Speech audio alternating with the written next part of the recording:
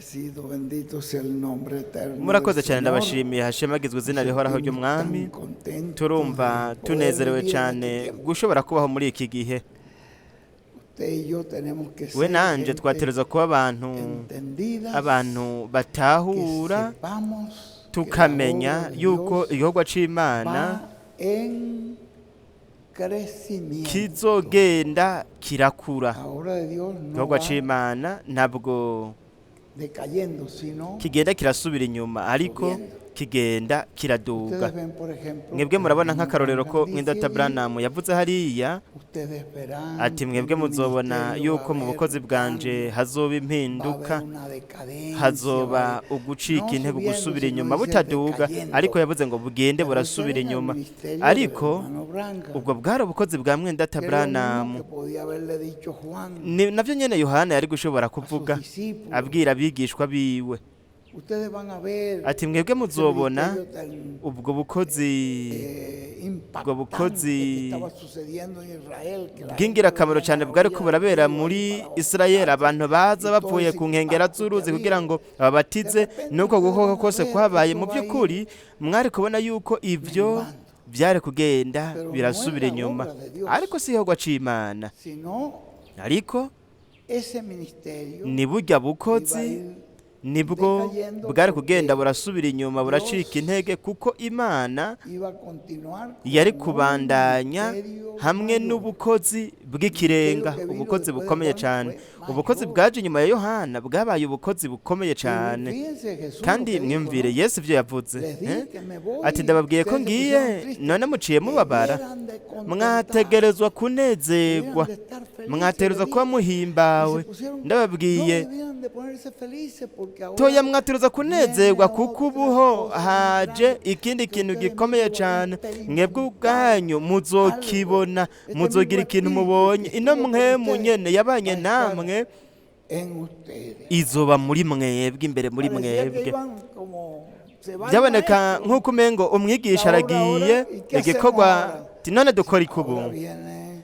lo más grande. ubu yavuze ati ubu haje ikindi Ahora kintu viene gikomeye la cyane ubu haje obra ikindi de kintu Dios va gikomeye cyane igikorwa c'Imana de gloria kiva mu bwiza En gloria. kija mu Va bwiza de fe kiva mu kwizera en fe. kija mu kwizera Pero en simplicidad. ariko mu buryo ustedes van buciye a ver bugufi mwebwe muzobona cosas mayores ibintu sucediendo bikomeye cyane biriko biraba muri kino Por gihe eso les digo cyo que gituma no vayan, como decía nuestro nababwira hermano nk'uko Benny, Benji yavuze no, vigile porque ati se nos mugabe pueden pasar por kuko alto birashobora kubaca muchas hejuru cosas ibintu byinshi que Dios ibintu byinshi ya empezó Imana a hacer yamaze en gutangura medio de gukorera hagati muri twebwe pero cosas mayores van a ser ariko ibintu bikomeye cyane bizokorwa igikorwa c'Imana hechas. kizogenda Crecimiento. kirakura Bueno, gracias a ni Dios, byiza le doy gracias Imana a Dios ishimwe por ndashimira toda la Imana intervención kubw'uruhara de estos hermanos. rw'aba bene data Así fíjense ustedes esta forma de mwiyumvire ir namwe uburyo participando, ir leyendo. bw'ukuntu bagiye baragira uruhara bakadusomera ariko kandi icarimwe mu kugenda barasoma birabereye kandi ko tugenda turakira ibyo bariko barasoma ko atari kubisoma gusa ariko kandi tugende turabitahura ibyo turiko turasoma tugende turasaba Imana kugira ngo idushiremwo ugutahura ibyo turiko turasoma ndashimira Imana kubw'uruhara rwa mwedata Joel kubw'igikorwa yakoze akadutegurira bino bitabo by'ukwezi kwa gatatu ese Imana yomuhezagira cyane kandi ndashimye kubw'ukuntu mwagiye muratuganiriza uyu munsi ni huriyo yamaze yarengeje isaha ariko namuretse arabandanya ku bugombe mureke kuko hari ibintu bikomeye cyane ibyanditswe byose yagenda aradusomera namuretse timureka arenze ko iyindi minota nta ngorane hanyuma haciye haza Isirayeli wewe yahagaritse hataranagera wakoze cyane Isirayeli kubwa rujya ruhara nawe wagize ni byiza cyane na Mario byabaye ibintu bidasanzwe ikintu cyari kirengeye ibintu bisanzwe ibyo byose yatubwiye turumva rero de vivir en tunezerewe este tiempo kuba y tubayeho tener muri con iki gihe nosotros ndetse tukagira al hamwe Señor natwe con nosotros. umwami akaba Él ari kumwe no nos natwe dejará we en ntazotureka ningún n'igihe na Él kimwe no va a abandonar la we obra ntazoheba que ha comenzado. igikorwa El Señor yatanguye no es un irresponsable. umwami si umuntu El atacanezwe Señor es el ser más umwami ni responsable ikiremwa que hay en ni el umuntu universo. akomeye De tal cyane manera afise que no umwitwarariko vayan ukomeye ustedes a cyane pensar, mu y isanzure ahora ryose ya no sabemos ubu qué rero hacer. ntimwiyumvire ngo ntatuzi icyo Ahora gukora oya Debe ubu el Señor estar umwami preparándose ategerezwa para kuba ariko algo aritegurira ikindi kintu mayor.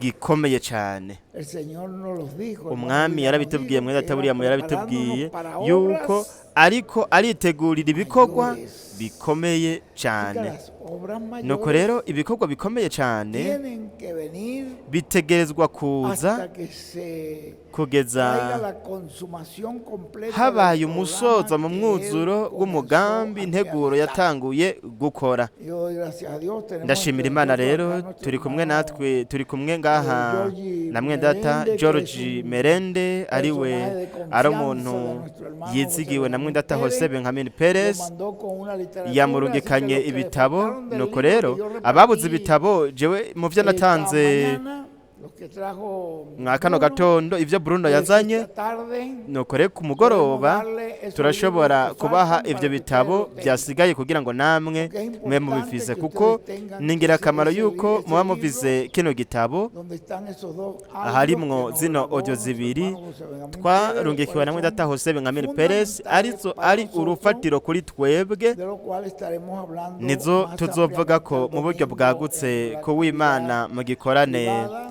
co mu y ibanga algunas cosas que ndetse vamos a- n'ibintu bimwe a bimwe ver allí. Cada tuzogenda uno turaraba tendrá, umwe wese como digamos, azogira nk'uko twabivuga tiene libre albedrío, umwe como wese arafise amahitamo decía yiwe nk'uko Mario, que se puso Mario a yabivuze, estudiar sobre el libre albedrío. niwe yatwigishije ku bijanye n'amahitamwo Dios nuko tiene libre amenye albedrío. imana irafise Él amahitamo hace como quiera. Los yoyo ángeles, n'abamarayika Dios, umuntu dice wese akora uko el hermano ashaka William, que mwidata Dios william dio a yavuze los yuko ángeles imana yabwiye abamarayika libre albedrío. imana yahaye abamarayika amahitamo ellos tenían nuko rero decisión bo bari bafise cuando aquellos ingingo arcángeles, bo bari aquel gufata arcángel ingingo caído, igihe babamarayika les quiso bakoroka llevar, ellos quisieron yashatse estar con él. kubajana nabo bashaka kubana Y le nawe creyeron a la barizera argumentación.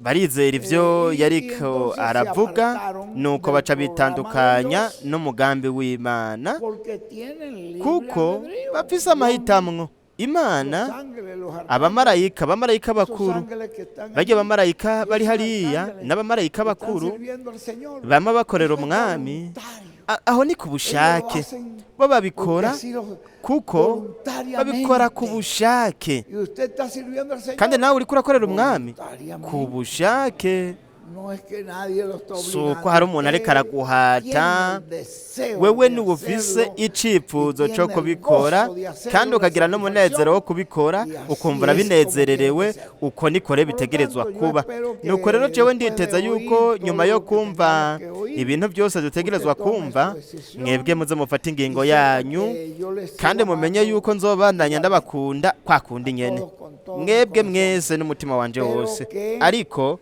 ko lo que sí les puedo asegurar icyo ntushobora es que la kubamenyesha palabra y cyo la revelación ni uko de Dios ijambo no no gushirirwa viene para kw'imana confusión de bitaza nadie, kugira ngo sino bizazanire viene para umuntu gozo, ariko alegría. biza kubw'umunezera Viene para kamwemwe producir una biza kugira ngo satisfacción bituzanemwo ukuzuzwa persona. umuntu yumva aguwe neza mu Cuando se da buzima cuenta mu gihe que Dios utahuye está yuko haciendo imana partícipe a iriko de ira algo que Él está haciendo. gutuma uja mu kintu iriko irakora nawe ugashobora kukibona nuko rero we niko uzobona ngaho El ni resultado. ingaruka Porque toda obra de kuko Dios y toda igikorwa c'imana palabra cose de Dios y n'ijambo toda ry'imana obra ryose que hamwe Dios n'igikorwa hace, cose imana ikora produce un resultado bizana para ingaruka bendición de los hijos kubw'umugisha de Dios. w'abana No b'imana es para ntabwo ari confusión ukugira ngo de ninguna persona, umuntu sino un n'umwe resultado azazanirwa ariko para no la gloria kugira de su ngo nombre para el icyubahiro cy'izina engrandecimiento ryayo del reino de rikure Dios ubwami bw'imana y para la bwaguke bendición de no cada ku hijo de bw'umugisha Dios. wa buri mwana w'imana ayude a imana entender idufashe estas gutahura bino bintu Muy bien.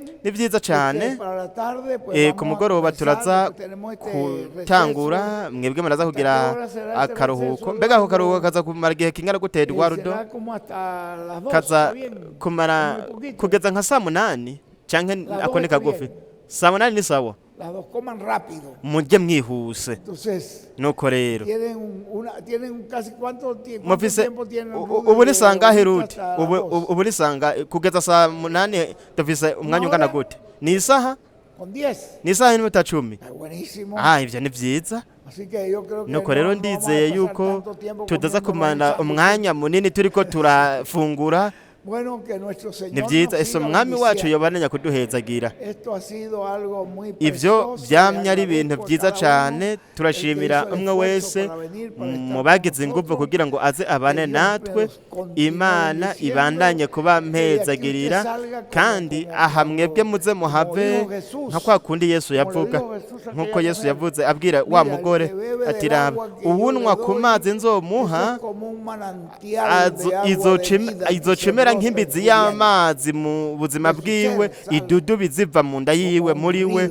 imere nk'umugezi w'amazi y'ubugingo kugira ngo afashe n'abandi ese Salgamos de acá. natwe twozova hano Entonces, vamos a empezar nuko rero esta tarde reka turaza con el hermano Bruno. gutangurana ku mugoroba na Bruno hanyuma tuje tubandanya na ¿Quién fue el que teníamos? ninde twari dufise Tirso. hamwe na Tirso Teníamos con Tirso y tenemos twari dufise para hamwe na cerrar esta Tiriso tarde, si hanyuma Dios nos lo concede, ku mugoroba tuza kurangiza imana Alfonso niyabitwemerera tuza kurangizanya na mwenda data Alfonso mañana Asero también él tiene nejo una mu gatondo presentación, naho pero nyene por lo azogira menos uruhara para que hoy ariko ya comience no a kugira ngo tener uyu munsi atangure una basecita gushiraho para la urufatiro actividad de mañana. ku bw'igikorane Mañana cejo ya le dije que ejo nababwiye la yuko conclusión nos la va a traer umusozo tuzowuhabwa nuestro na hermano mwenda data José Jose Benjamin Él va a Perez traer el cierre niwe de azodusozerera esa actividad azodusozerera ico de gikorane mañana. Es cejo importantísimo n'ingirakamaro el tema cyane que él va a desarrollar icigwa we azotubwira ko ngaho ku bw'ivyo rero reka dusenge imana con esa conclusión kugira ngo mw'uwo cerremos musozo tuzoce dusozera umunsi w'ejo tubifashijwemwo n'umwami ubwa mbere na mbere ndashimira umwami wacu kubw'umwe wese muri mwebwe mwaje kugira ngo mube ngaha ndashimira imana ku bw'abantu bose bagize uruhara muri iki gikorane kandi ndashimira imana byongeye ku bw'uno mwanya uno mwanya ukomeye cyane twemerewe kubamwo uyu mwanya mwiza cyane uyu mwanya mwiza cyane uhimbaye imana yatwemereye kubamwo ari wo mwanya w'ingirakamaro cyane ukugaragara k'umwami kuri kumwe natwe ukugaragara kwanje kuzojana nawe niko yabwiye Mose ninde azomperekeza jewe ukugaragara kwanje kuzojana nawe ndizera yuko ari ahantu havuga ari ahantu muharondere nimwahabona muce muhambwira ati ukugaragara kwanje kuzoguhaza kuzoguha ikiruhuko ni ukuvuga ngo ukugaragara kw'Imana ni intsinzi ni garanti kuri twebwe namba ntituzigera tuba twenyene we namba ntazigera aguheba sinzoguheba sinzogutererana niko yabwiye Yosuwa nkuko nabanye na Mose nzobana nawe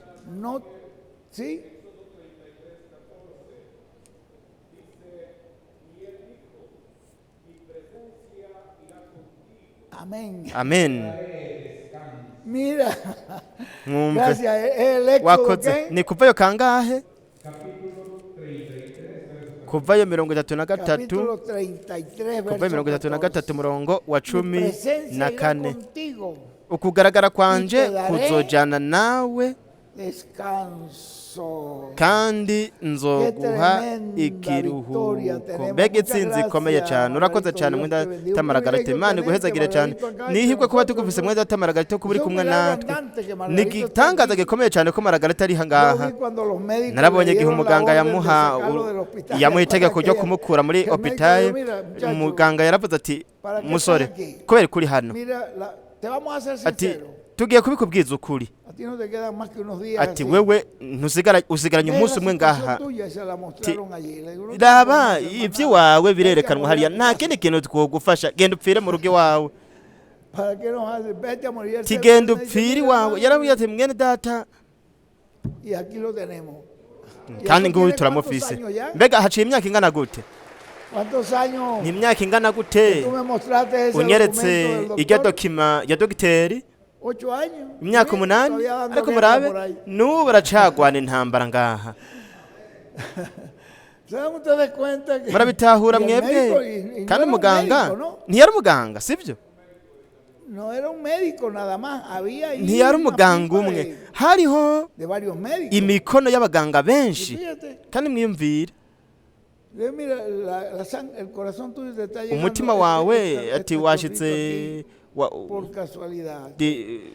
ni nk'impanuka ati nta kindi kintu dufise mbega niki kindi twogukorera nta na kimwe tigenda upfira iwawe ariko murabe ngaho baracagwana urya mugabo nuko rero mwe murashobora kubona ingene umwami nico gituma ndababwira muri umwe wese muri mwebwe ni gitangaza cigendera kumbure mu bundi buryo ariko uburyo runaka Imana yamugize ngaha ni intsinzi ikomeye cyane kugaragara kwiwe ngaha mbega ibyo byerekana iki byerekana ko we yaguherekeje yabanye nawe ko itazoguheba sinzoguheba yavuze ngo kandi sinzogutererana nk'uko nabanye na Mose nzobana nawe ni byiza ese umwami wacu yobandanya kuduhezagira kandi ndasigira Eduardo kugira ngo utubwire intambo gikurikira